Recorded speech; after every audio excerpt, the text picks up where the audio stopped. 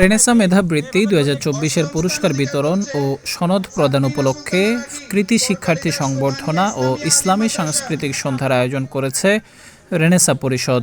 এতে প্রধান অতিথি হিসেবে উপস্থিত ছিলেন ফেনী ফোরাম ঢাকার সহসভাপতি ও রোম কর্পোরেশন লিমিটেডের চেয়ারম্যান জনাব দিদারুল আলম মজুমদার।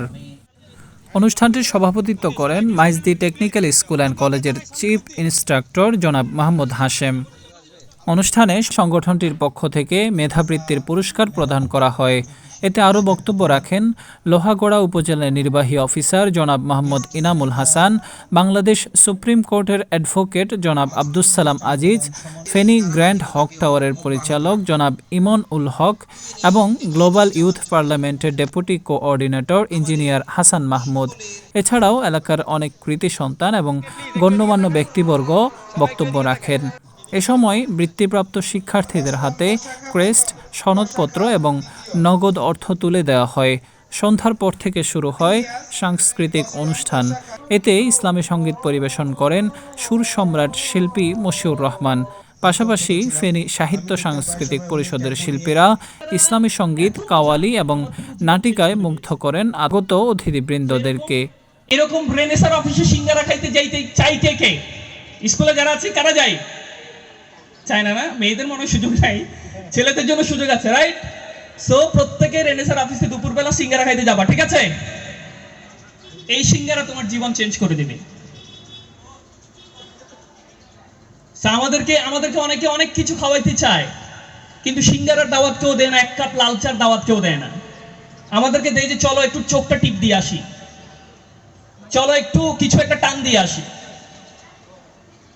সেই জন্যই আমরা খুব মাঝে মাঝে আমাদের কাছে মেসেজ আসে, আমরা আসলে খুবই কষ্ট পাই যখন দেখি যে এসএসসি পরীক্ষার রেজাল্ট হয়, বাট আমার স্বপ্নের সেই স্কুলের কোনো স্থান নাই। যে স্কুলের মাঠে আমরা খেলাধুলা করছি, যে স্কুলের মাঠে এক সময় ফেনী কুমিল্লা বোর্ডে যে স্কুল 3rd, 2nd, 4th হইতো, সেই স্কুলের এখনো হয় নিচ থেকে। তো কেন হয়? আমাদের সেই মেধাবী শিক্ষকরা তো আছেন, আমাদের সেই মাঠ আছে, আমাদের এক সময় 3 শেডে আমরা পড়তাম, এখন 3 তলা বিল্ডিং।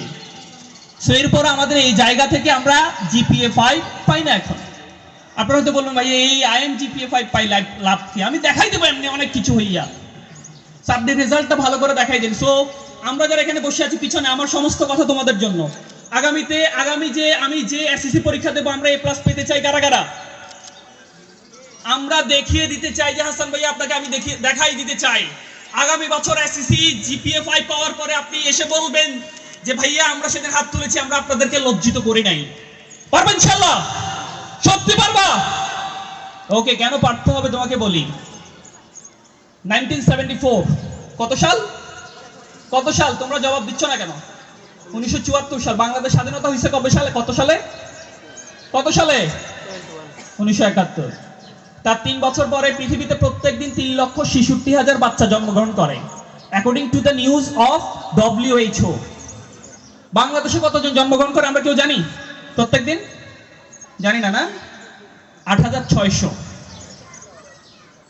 ঠিক সেম 1974 সালের কোন একদিন দক্ষিণ কোরিয়াতে একটা বাচ্চা ছেলে জন্মগ্রহণ করছে। কোন দেশ? ওই যে পারমাণবিক অস্ত্র নিয়ে যে তাকাই থাকে, ওর দেশ না, ওর পাশের দেশ। সো জন্মের 2 ঘন্টা হয়ে গেছে, বাচ্চা কোনো সাউন্ড করে না। আমরা বুঝি কেমনে একটা নবজাতক জন্মগ্রহণ করার পরে সে জীবিত আছে কিনা? এটা বুঝি কেমনে? কিভাবে? কান্না করতে হয়, রাইট? আমাদের মায়েরা আছেন, অনেকেই আছেন, অভিভাবক আছেন। তো ওই বাচ্চা 2 ঘন্টা ধরে কোনো কান্না করে না। মায়ের বয়স তখন মাত্র 21 বছর। মা তো একদম দিশেহারা, একদম একেবারে পাগল হয়ে গেছে। আমার কলিজার ধন, আমার 9 মাস যাকে আমি গর্ভে ধারণ করেছি, আমার বাচ্চাটা কান্না করছে না কেন? ডাক্তার এসে বলল হি ইজ ডেড। ডাক্তার কি বলল? বাচ্চাটা মারা গেছে। মা তো মন মানে না, মা হচ্ছে পাগল হয়ে বাচ্চাটাকে বুকের মধ্যে একদম আরো প্রায় 20-30 মিনিটের মতো শক্ত করে ধরে রাখছে। বাবা হচ্ছে ওই বাচ্চার জন্য কবর খুঁড়তে গেছে, যেহেতু ডাক্তার কি বলছে, সার্টিফিকেট অলরেডি দিয়ে ফেলছে, হি ইজ ডেড। সো বাবা ফিরে আসলো বাচ্চাটা বাবুটাকে নেওয়ার জন্য। মা তো ছাড়ে না, আমাদের মায়েরা এমন, মারা কিন্তু আমাদেরকে ছাড়তে চায় না। ওই মা শক্ত করে ধরে রাখলো, আল্লাহর অলৌকিক ঘটনা, বাচ্চা কান্না করে উঠল। পরে ডাক্তার বলল যে আমরা তার একটা ভুল অপারেশন করলাম। সেরিব্রাল পালসি নামক পৃথিবীতে একটা জটিল মস্তিষ্কের রোগ আছে। ওই রোগটা অপারেশন করার সময় তার ব্রেইনের একটা স্নায়ু কেটে ফেলছে, ওই রোগে সে আক্রান্ত। এই জন্য 2 ঘন্টা পরে সে কান্না সাউন্ড দিচ্ছে। সো সেরিব্রাল পালসি যাদের হয় তারা বুদ্ধি প্রতিবন্ধী হয়। এন্ড দেন যখন তার বয়স 4, বাচ্চারা জন্মগ্রহণ করছে কত সালে? 1974। তাহলে বয়স 4 হলে কত বছর, কত সাল চলে এখন? 1978 সালে বাচ্চাটাকে স্কুলে ভর্তি করার জন্য মা নিয়ে গেছে। স্কুলে গিয়ে দেখছে যে আমাদের পরিবারে বা আমাদের বন্ধু বান্ধব, আমাদের সদস্যদের মধ্যে কেউ যদি ফিজিক্যালি একটু ডিসেবল হয়, একটু যদি ধরেন প্রতিবন্ধী টাইপের হয়, আমাদের কষ্টের শেষ আছে। সো বাচ্চাটাও তো অবস্থা তাই। নিয়ে গিয়ে দেখতেছে যে যত প্রতিবন্ধীদেরকে ওই স্কুলে পড়ায় শিকল দিয়ে বেঁধে রাখছে। এখন বলেন, ব্রায়ান লারার মায়ের কাছে ব্রায়ান লারা পৃথিবীর নাম্বার 1 শাহরুখ খান না? তাই কিনা? মানে তার কাছে তো সে যদি ব্রায়ান লারাও হয়, but he is my king. So মায়ের কাছে ওই বাচ্চাটা হচ্ছে যে আমার ছেলে তোমার কাছে প্রতিবন্ধী, বাট আমার কাছে তো সে রাজপুত্র, আমার ছেলেকে শিকল দিয়ে বেঁধে রাখা যাবে না। নিয়ে চলে আসছে। আনার পরে ওই মা, আমি কিন্তু মায়ের গল্প বলছি, আমাদের মায়েরা যারা আছে, ওই মা বাচ্চাটাকে নিয়ে ডাক্তারের কাছে গেছে, গিয়ে বলল যে আমার বাচ্চাটাকে একটু আইকিউ টেস্ট করান। আইকিউ টেস্ট করাইলো, করানোর পরে দেখলো যে স্বাভাবিক সুস্থ সবল বাচ্চা যারা, তাদের যে আইকিউর রেঞ্জ ওই বাচ্চাটা তার চেয়ে বেশি। সো মা তখন একটু সাহস পাইলো, ডাক্তারকে রিকোয়েস্ট করে বললো যে আপনি একটা প্রেসক্রিপশন দিয়ে দেন, একটা সার্টিফিকেট দিয়ে দেন যে আমার বাচ্চাটা আইকিউ নরমাল বাচ্চাদের চেয়ে বেশি। এন্ড দেন ওই সার্টিফিকেট নিয়ে নরমাল একটা স্কুলে ওই বাচ্চাটাকে মা ভর্তি করাইছে। আগে কিন্তু ভর্তি কেউ নিতে চাচ্ছে না, যে একটা প্রতিবন্ধী ছেলেকে আমি কেন ভর্তি করাবো।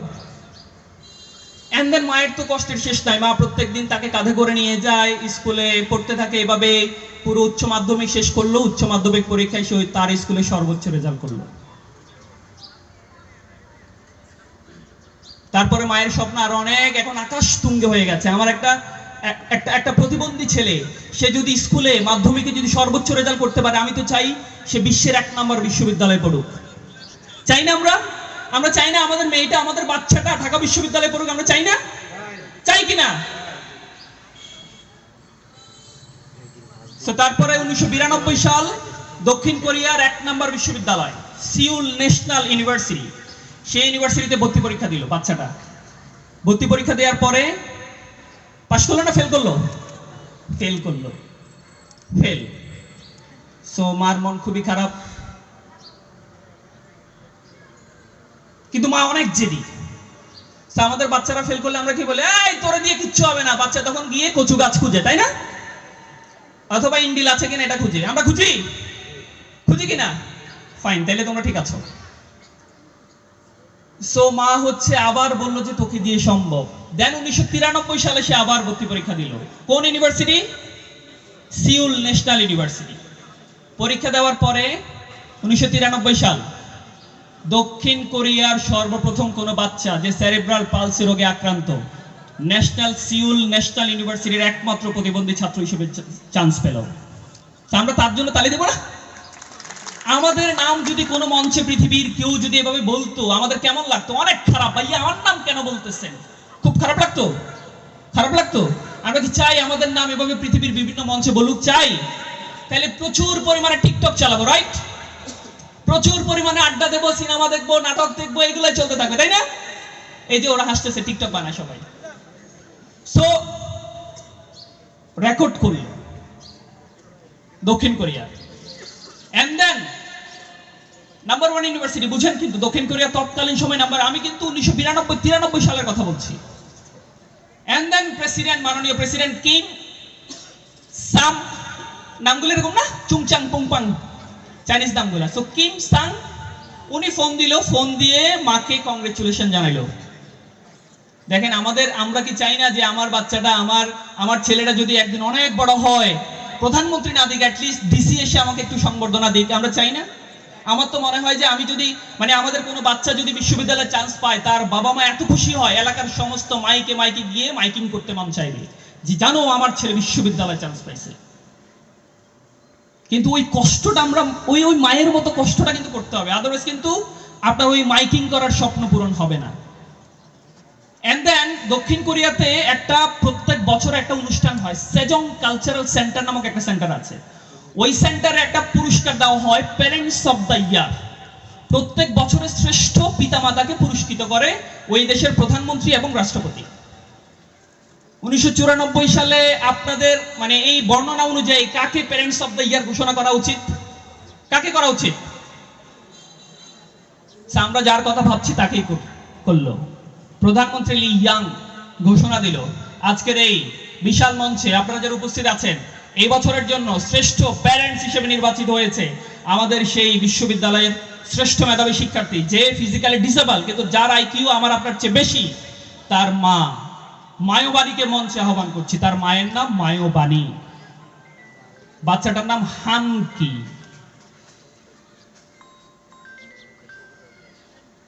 প্যারেন্টস অফ দ্য ইয়ার হয়েছে। তা আমাদের মায়েরা আমাদের বাচ্চাদেরকে বড় করার জন্য এত কষ্ট করে, কিন্তু আমরা টিকটক নিয়ে সারাক্ষণ ব্যস্ত, আমরা মোবাইল নিয়ে সারাক্ষণ ব্যস্ত, আমরা সময় কি করে নষ্ট করা যায় সেটা নিয়ে খুব ব্যস্ত। তো আমরা কি চাই না যে আমার আপনার নাম পৃথিবীর বড় বড় মঞ্চে উচ্চারিত হোক? আমরা কি চাই? আমরা কি মায়োবাণীর মতো আমাদের মায়েরা যারা আছেন, আপনার বাচ্চার জন্য আপনি কষ্ট স্যাক্রিফাইস করতে পারবেন? আপনারা হয়তো তার চেয়ে বেশি করেন।